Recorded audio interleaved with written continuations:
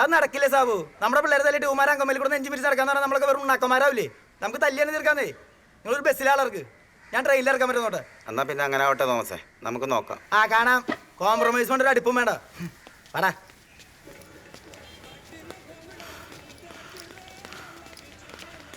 ഞാനവിടെ ഒരു ഇത്തിരി കൽപ്പിട്ട് കാര്യം പറഞ്ഞെന്നുള്ളൂ.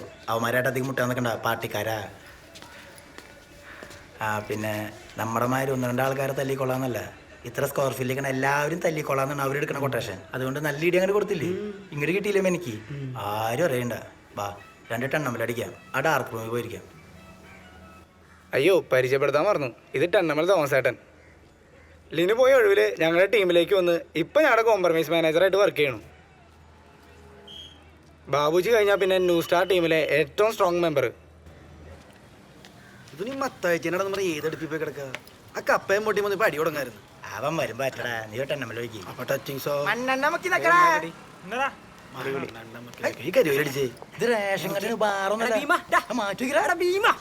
എടാ ഞാൻ പറഞ്ഞ കിളിയുടെ എടാ ഞാൻ പറഞ്ഞില്ലേ 2 മാസമായിട്ട് ചാലാക്കാൻ നോക്കുന്നത്. കളിയും ചിരിയൊക്കെ ഉണ്ട്, പക്ഷെ കൊട്ടാൻ പറ്റണില്ല.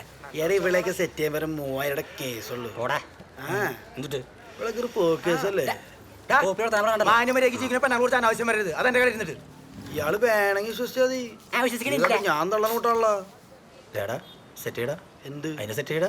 ആരാ അവളെ അപ്പന്റെ പ്രേമോ? നമുക്ക് ഡിസ്കൗണ്ട് നോക്കടാ.